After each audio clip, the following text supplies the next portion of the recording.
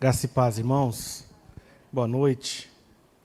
Eu levei um susto agora, eu falei, meu Deus, preparei a Trindade, agora eu vou ter que falar do Espírito Santo. Aí eu vou ter que virar pentecostal mesmo aqui, né? Deus falar comigo direto aqui, eu falar para os irmãos. Obrigado, pastor Wagner, amigo nosso, amigo de ministério. Agradecer ao pastor Neto também pelo convite e de estar aqui com os irmãos, os queridos irmãos e irmãs aqui desta igreja. Que o Senhor continue a nos abençoar nesse início de ano. E não saberemos como será, né? Não temos esse atributo de Deus que é a onisciência, né?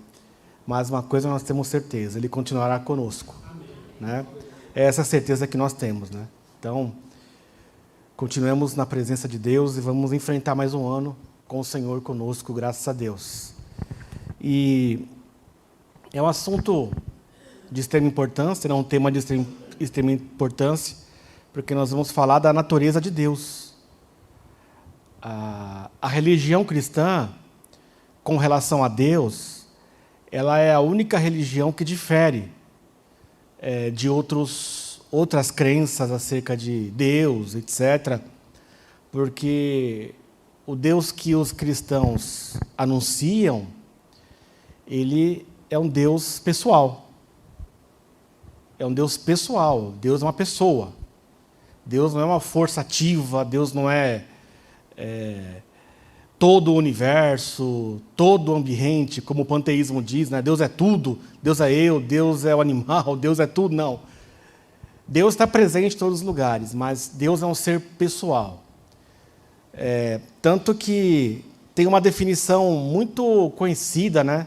Usado nos concílios, né, a definição de um pastor batista, estudioso, que já faleceu, chamado Langston, que diz que Deus é espírito pessoal, perfeitamente bom, que em santo amor sustenta, dirige e governa tudo. Deus é espírito pessoal, Deus é espírito, mas Deus é uma pessoa.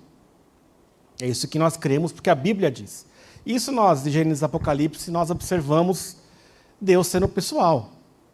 Lá em Gênesis capítulo 12, versículo 1, um homem lá na Mesopotâmia, chamado Abrão, estava lá com seus familiares, onde hoje é a região do Iraque, do Irã, estava lá, seguindo a vida dele. A família dele era uma família idólatra, que adorava vários deuses daquele tempo, e simplesmente Abraão ouve uma voz. Assim como vocês estão me ouvindo aqui. Sai da tua terra e da tua parentela e vai para a terra que eu te mostrarei. Em ti serão benditas todas as famílias da terra. Ou seja, se falou é porque é uma pessoa. Lá em Êxodo capítulo 3, nós temos ali uma revelação especial. Moisés tem um encontro pessoal com o Deus de Israel, Deus de Abraão. E Deus começa a dialogar com Moisés. E Moisés pergunta o seu nome, ele diz, eu sou o que sou.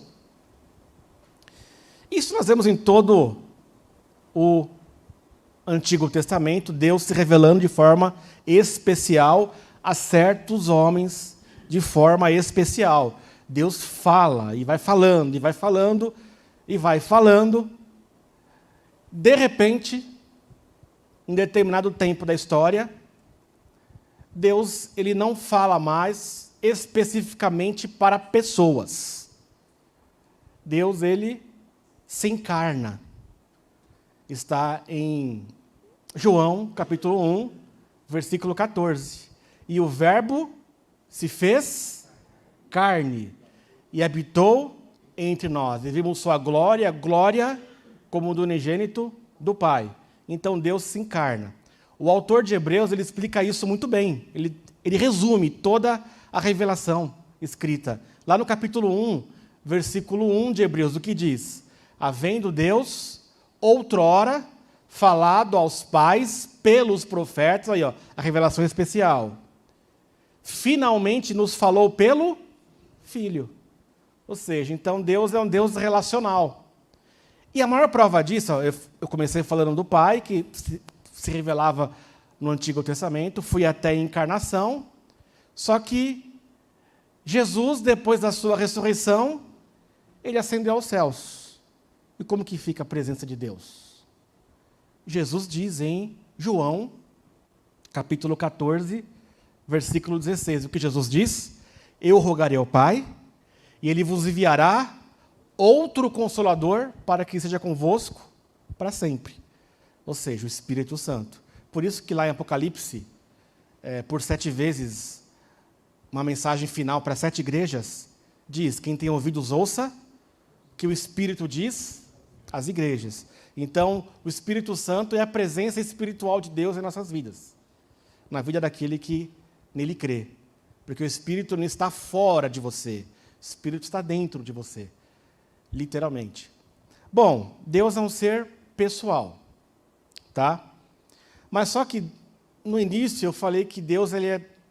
O Deus do cristianismo é um Deus acerca de crença que se diferencia dos deuses do paganismo, por exemplo. Por quê? Porque aí vai embolar o meio de campo. Deus é 3 pessoas, mas não é 3 deuses. Deus é 3 pessoas, mas não é 3 deuses. Ok? E de onde essa expressão é tirada? Deus é 3 pessoas, mas não é 3 deuses. Da própria Bíblia. Da própria Escritura. Ok? Existe, vocês já ouviram falar que existe o monoteísmo. Vocês são monoteístas. O que é monoteísmo? É a crença no único, só Deus. Mas o monoteísmo se divide em 2. Existe o monoteísmo absoluto. O que é o monoteísmo absoluto? Deus é uma pessoa. E existe o monoteísmo trinitariano. Deus é 3 pessoas, mas em essência é único, só Deus. Ok? Nós cristãos somos trinitarianos, monoteístas trinitarianos. Nós cremos na essência de um só Deus, porém, há 3 deuses. Olha, eu estou aqui falando heresia. Há 3 pessoas. Está vendo como temos que tomar cuidado? Porque não é brincadeira, não. Entendeu? Bom, 3 pessoas distintas. O Pai não é o Filho não é o Espírito. Porém, um único só Deus em essência e natureza. Ok? Nós chamamos de Trindade. Todos aqui sabem já que Trindade não está escrito nas Escrituras. Não há. Você não vai achar a palavra Trindade nas Escrituras. Não existe. E então é heresia. Então, heresia. Não, não é heresia. A Trindade é uma declaração, tá, de um fato absoluto contido na Bíblia. Tá? Quem formulou essa palavra Trindade foi um teólogo chamado Tertuliano. Tertuliano, ele nasceu no ano de 150. Obrigado, meu querido. Ele nasceu em Cartago, naquela ilhazinha lá, próximo da Itália ali. Ele nasceu ali, Tertuliano. Era um advogado, depois passou a estudar muito as Escrituras. E no tempo de Tertuliano, lá no começo do século III, surgiu um grande teólogo romano, um mestre do cristianismo, chamado Praxeas. E esse Praxeas, ele começou a ensinar o quê? Deus é apenas uma pessoa. Deus é uma pessoa. Só que ele se revela com nomes diferentes, apenas. No Antigo Testamento é Jeová. Quando Jeová se encarna, passa a ter um nome humano chamado Jesus. E quando ele vai, ele volta em espírito, apenas isso. Então ele é apenas uma pessoa. Foi quando surgiu o modalismo, que é uma heresia que hoje é sustentada por várias igrejas, entre aspas, cristãs, que são chamadas unicistas. Deus é uma pessoa apenas. Deus não é 3 pessoas. Ok? Rebe no parênteses, né? Então, quando Jesus orava, estava orando para ele mesmo, acho, no caso. Estava orando para ele próprio, porque então ele mesmo desamparou a ele mesmo na cruz. Ele disse, Pai, meu Deus, por que me desamparaste?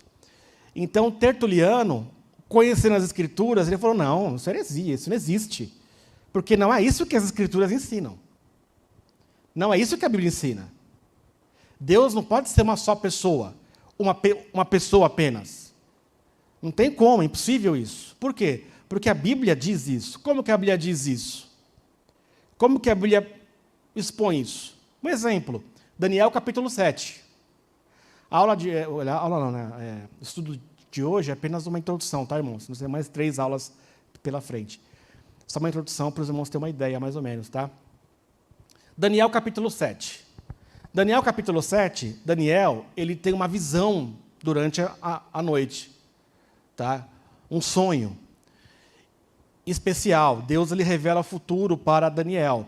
E Daniel, é revelado a ele que vai surgir vários impérios no futuro, e desses impérios surgirá um líder mundial que vai, entre aspas, governar o mundo, e esse líder mundial ele é comparado a um dragão, que é o anticristo. Só que no final dessa visão, Daniel ele tem uma visão dos céus, e é colocado vários tronos nos céus, e no meio desse trono se assenta o ancião de dias, com vestes brancas, e esse ancião de dias é a figura de Deus Pai, o Todo-Poderoso. E logo, um tempo depois, surge um homem que o profeta Daniel, ele classifica ele como filho do homem. Vem alguém semelhante ao filho do homem e se aproxima do ancião de dias.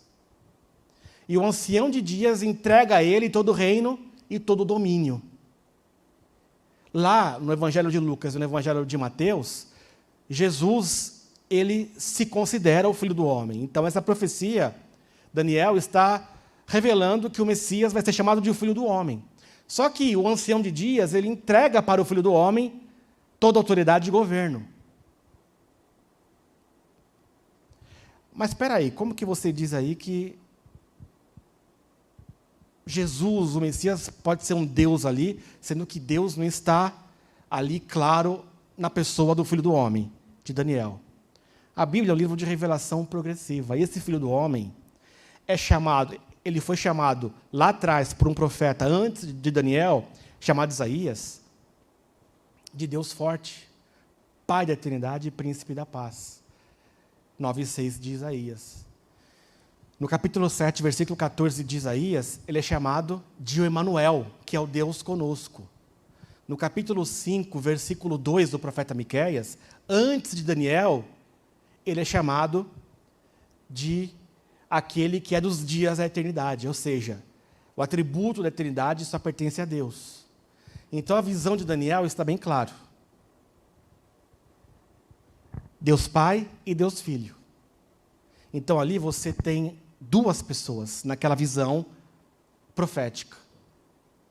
Ali nós temos 2 pessoas claras ali, que de fato há uma distinção.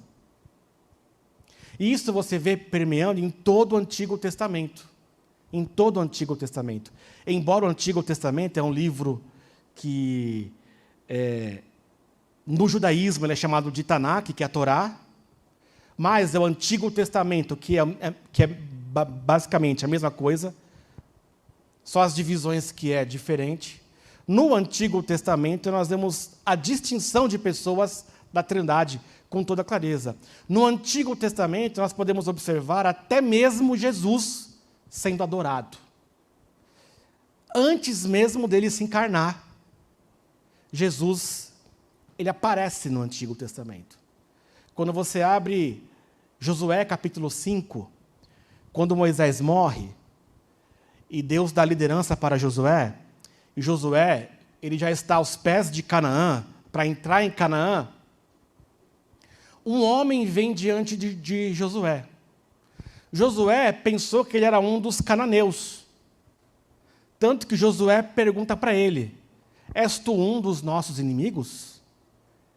E ele respondeu para Josué, não, eu não sou seu inimigo. Eu sou o príncipe do exército do Senhor. Tira a sandália dos seus pés, porque o lugar que você está pisando é santo. Ou seja, se é santo é porque Deus está ali. Você é santo porque Deus está ali. Tira a sandália dos seus pés, porque o lugar que você está é santo. Só que esse personagem, ele não diz que eu sou o Senhor. Ele diz, eu sou o príncipe do exército do Senhor. Ele não diz que ele é o Senhor. Porém, Josué, o texto diz, ele se prostra e passa a adorá-lo. Com um detalhe, ele não repreende a adoração. Por que ele não repreendeu a adoração? Sendo que a lei de Moisés diz que você não pode adorar nenhum outro a não ser o próprio Deus. Lá no livro do Apocalipse, o apóstolo João ficou tão extasiado com a revelação do Apocalipse, tão extasiado, eu já teria morrido no capítulo 1. João aguentou os 22 capítulos, né? Ele ficou tão extasiado que ele simplesmente, aquele anjo que estava expondo a visão do futuro para ele, simplesmente, João, ele se prostra diante do anjo, e imediatamente o anjo repreende, não faça isso. Sou conservo seu, adora a Deus. Ou seja, João foi repreendido, porque só Deus é digno de adoração. Só que esse personagem, de Josué capítulo 5, ele recebeu a adoração. Se ele recebeu a adoração, é porque é o próprio Deus quem está ali. Só que não é o Pai. É o Filho. Na sua pré-encarnação que ali está, recebendo a adoração. Então, no próprio Antigo Testamento, nós vamos ver nas outras quartas-feiras, ele está repleto de exposição acerca de Deus como Trindade. Existe um texto-chave no Antigo Testamento, um texto-chave, que ele é muito conhecido, principalmente pela comunidade judaica, que é Deuteronômio 6,4, que é o chamado Shema de Israel. Ouve, ó Israel, o Senhor nosso Deus é o único Senhor. Como apresentar a Trindade nesse texto? Ouve, ó Israel, o Senhor nosso Deus é o único Senhor. A palavra único, né, nós sabemos que o Antigo Testamento foi escrito em hebraico. O Antigo Testamento foi escrito em hebraico. E essa palavra único, nós pegamos na gramática do texto para apontar a Trindade.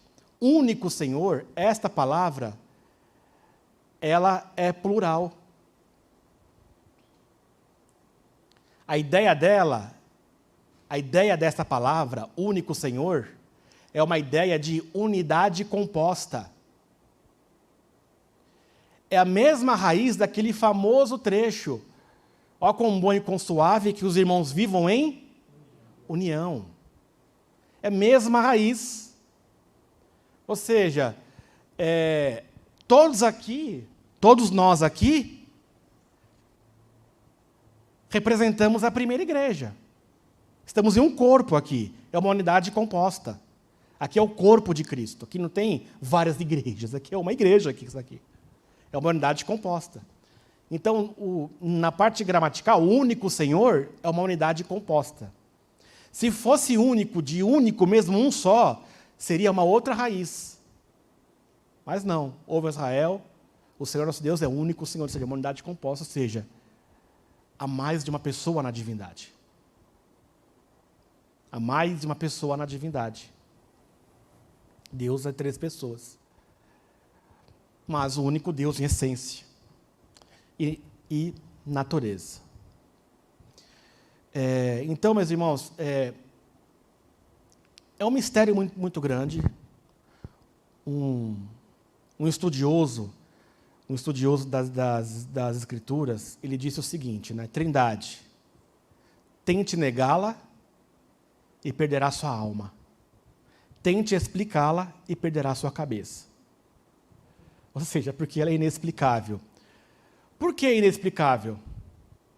Porque ninguém consegue explicar a Trindade, porque Agostinho não conseguiu explicar, porque Tomás de Aquino não conseguiu explicar, porque Lutero não conseguiu explicar, porque Calvino não conseguiu explicar, porque Billy Graham não conseguiu explicar. Por quê? As grandes mentes brilhantes do cristianismo não conseguiram explicar. Primeiro, porque o Deus do cristianismo, o Deus judaico-cristão, é um Deus que ele não foi criado pela razão humana. Simplesmente por causa disso. Se você pegar uma Mercedes-Benz de último modelo, a mais cara que existe, e você entrar nela, ver aquela coisa louca, que você vai enlouquecer, aquele painel, aquela luxúria toda, como que você vai explicar a dinâmica daquilo? Como que você vai explicar a tecnologia daquilo? Não, só chamar um engenheiro da Mercedes-Benz que ele vai explicar para você tudinho, sem nenhuma dificuldade. Por quê? Porque aquilo foi elaborado pela ciência humana, pela engenharia humana. Tá, eu não sou engenheiro, eu estou aqui apenas, não tenho nem ideia de como que seja essa ciência, né? Porque eu nunca estudei, mas é mais ou menos isso. Por isso que o Deus, nós estamos sendo gravados, e não posso usar o nome das religiões, por isso que o Deus da maioria das religiões se explica. Se explica. Tem uma religião que o nome do criador, eu posso dizer, Charles Taze Russell, explica o Deus deles. Explica. Por quê? Porque transformou Jesus em um Deus criado ele mesmo. Um Deus pequeno que o Pai criou e o Espírito Santo ele transformou numa força ativa de Deus. Então, Deus dessa religião, ele explica o seu Deus. Por quê? Porque é um Deus racional. Alguém criou esse Deus e explicou esse Deus. Então é fácil explicar um Deus que foi criado pela mente humana, pela mente de um pensador. E assim outras religiões. Mas o Deus do cristianismo, você não consegue explicar. Por mais que você seja bem dotado na sua mente, você não consegue explicar, porque Deus é inexplicável. Deus não é inexplicável. Nós apenas conseguimos explicar o quê? Aquilo que está registrado, aquilo que ele deixou como registro. A Bíblia o quê? A Bíblia é o quê? A Bíblia é a palavra de Deus, é o registro da revelação que Deus fez de si mesmo aos homens. Ok? No Novo Testamento, já nós temos o quê? A revelação da Trindade. Nós temos a plena revelação da Santíssima Trindade, já no Novo Testamento. Tá? Aquilo que está nas entrelinhas do Antigo Testamento, mas ainda dá para entender que Deus é mais de uma pessoa. No Novo Testamento, nós temos uma clareza imensa. Por exemplo, batismo de Jesus. No batismo de Jesus, a Trindade se manifestou visualmente ali, de uma forma grandiosa. Jesus vai se batizar, o Espírito Santo desce em forma corpórea sobre Cristo, e no céu uma voz, dizendo, este é meu Filho amado, que me dá muita alegria. Ou seja, o Pai fala, o Filho encarnado presente, o Espírito desce em forma corpórea de pomba. Ali você vê com toda clareza.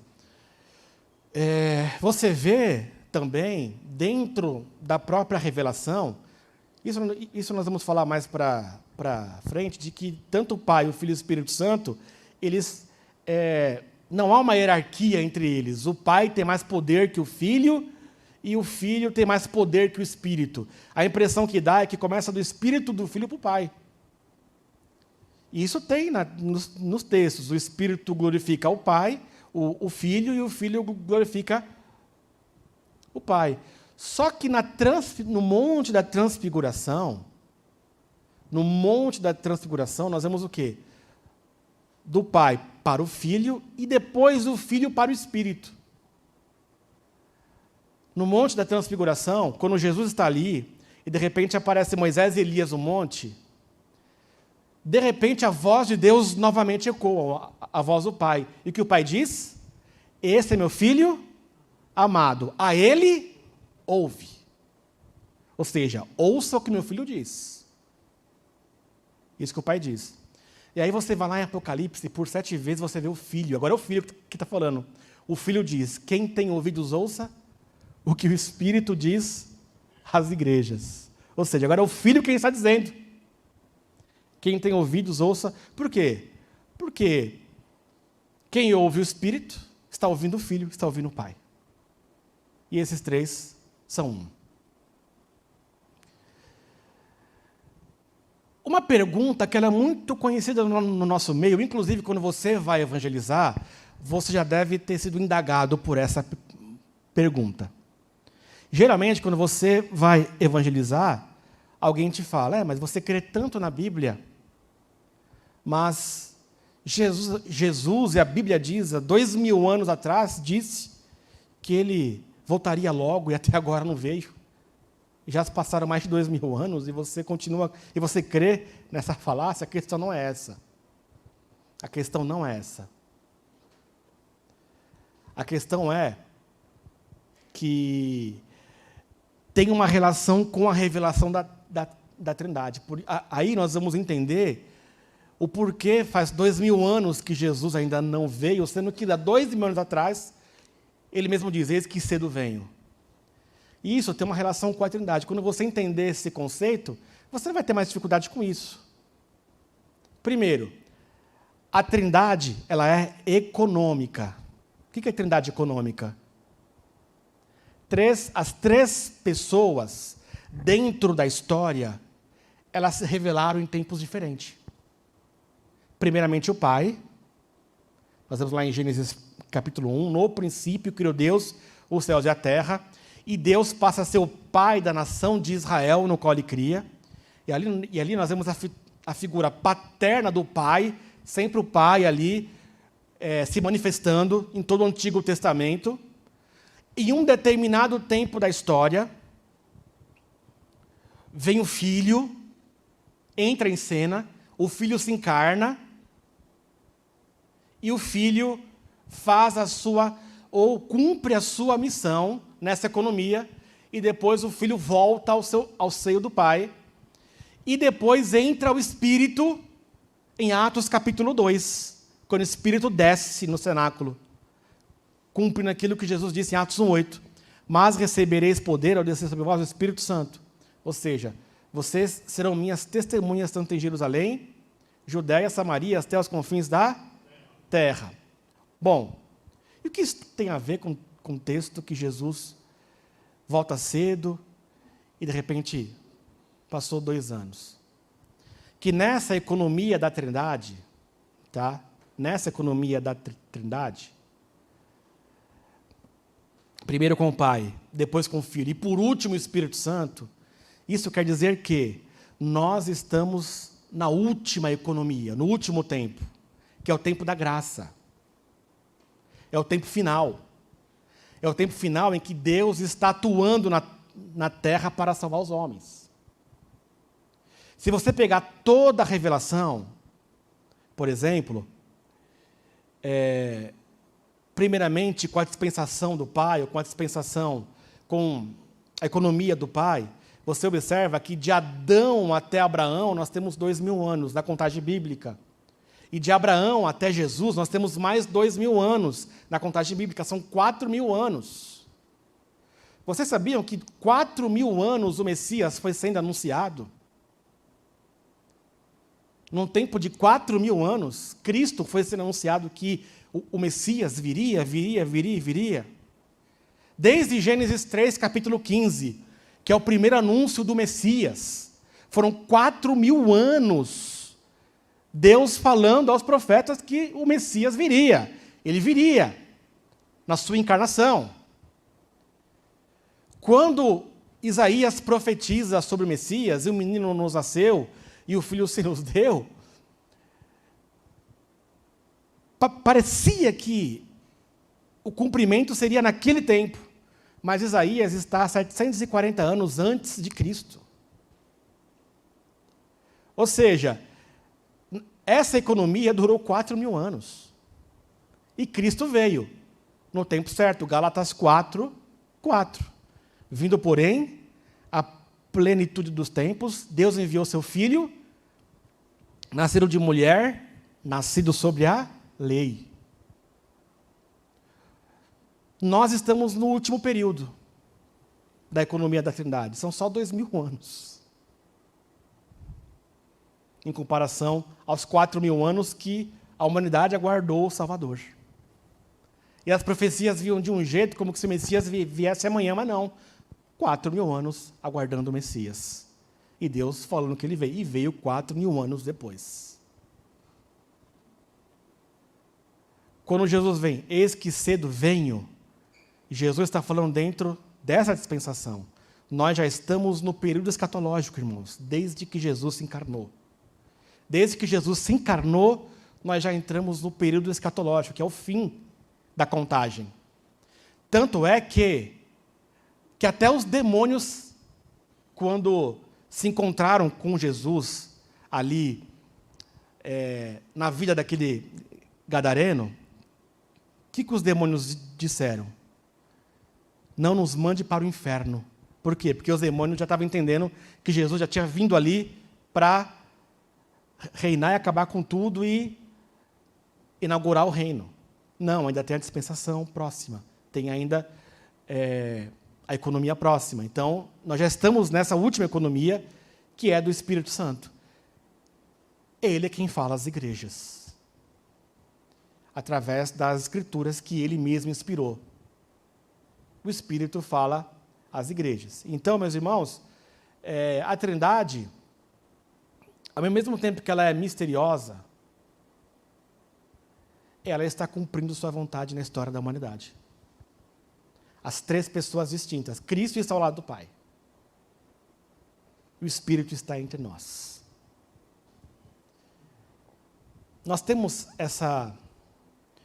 esse conceito bem claro de que o Espírito está em nós e Cristo está sentado ao lado do Pai na morte de Estevão, por exemplo.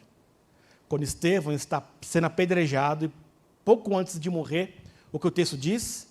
Estevão, cheio do Espírito Santo, ou seja, ele estava cheio do Espírito Santo, olhou e teve a visão de Deus Pai assentado e o Filho de Deus em pé, à direita dele. Ou seja, é uma cena real, quando na antiguidade, quando um príncipe ele se levantava, o seu pai estava no trono, quando um príncipe se levantava, é porque a pessoa que está sendo recebida no reino era uma pessoa muito especial dentro do reino. E estava sendo recebida com honras pelo príncipe. Ou seja, Estevão foi recebido de uma forma honrosa por Cristo, que se levantou do seu trono para recebê-lo. O Espírito Santo, diz um teólogo chamado Millard Erickson, ele faz com que a Trindade seja uma realidade dentro de nós. Porque, ao mesmo tempo que a Trindade habita em nós, está dentro de nós, lá no Evangelho de João, capítulo 14, eu acho que na próxima semana nós vamos ter uma exposição, de João 14, para expor a Trindade que habita em nós. Ao mesmo tempo que a Trindade está habitando em nós, a Trindade ela está transcendente no seu reino. Mas ela está imanente em nós. O que é imanência? Deus está dentro de nós. Deus está presente na criação. Deus está aqui, mas, ao mesmo tempo, Deus está no seu trono, reinando para todo sempre, devido à sua soberania. Eu sei que os irmãos não estão entendendo nada, mas porque a Trindade não dá para... Mas eu sei que os irmãos irão entender claramente. A Trindade habita em você. A Trindade habita em nós. Deus restaurou a sua imagem em nós, depois da queda do homem. Em Cristo, Deus restaura essa imagem e semelhança em nós, porque nós carregamos a imagem de Deus, que é a Santíssima Trindade. Quando perguntaram para Jesus, é lícito pagar impostos a César? Qual foi a resposta de Jesus? Ele pegou uma moeda romana e disse, esse rosto aqui de quem que é? É de César. Dai a César o que é? De César. E a Deus o que é? De Deus. Muito bem. Aquela moeda representava um Estado. O rosto daquela moeda, que é o Estado romano. Então, se os hebreus, os judeus, estavam inseridos naquele governo, então o seu dever era dar a César o que era de César.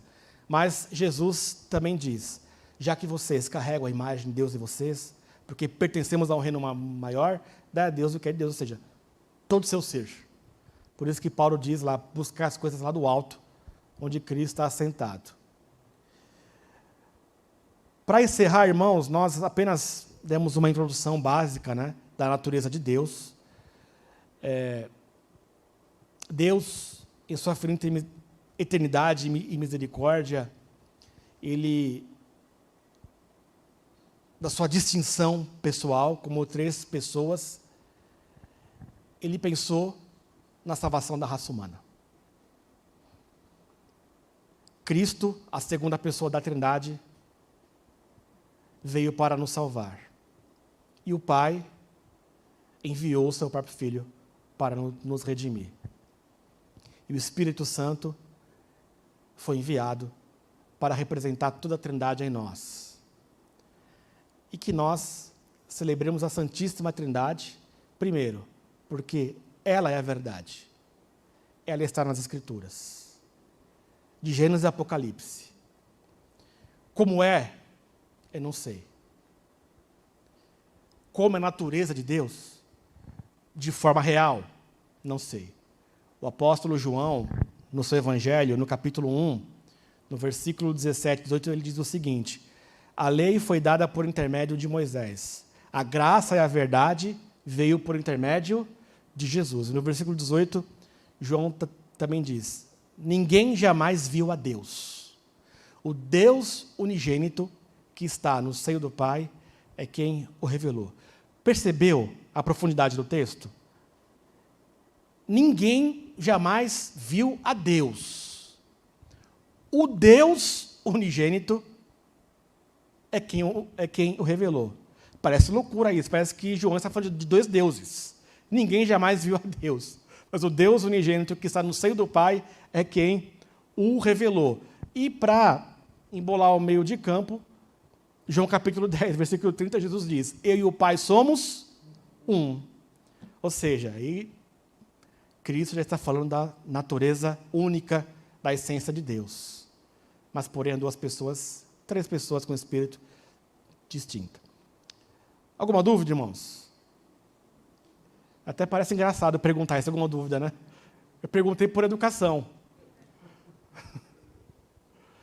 Tá bom? Mas é isso aí, irmãos. Na próxima semana nós daremos uma exposição de um texto do Novo Testamento que fale sobre a Trindade de forma mais expositiva. Ok? Que Deus abençoe vocês. E só não me perguntem, tá? Em quem... Quando eu oro para o Pai, para o Filho e para o Espírito Santo. Tá? Nunca esqueça que a nossa oração termina em nome de Jesus, ok? Deus abençoe vocês, oremos. Obrigado, meu Deus, pela oportunidade de estarmos aqui. Obrigado, Senhor, por essa igreja, Deus, pelos trabalhos, Pai, pelas obras, Pai, que essa igreja tem realizado, Pai, em nome do Teu reino, Deus, que o Senhor continue nos abençoar, Pai, e nos dê um ano, Pai, na Sua presença e na Sua graça, debaixo da Sua misericórdia. Em nome de Jesus, amém. Que Deus abençoe.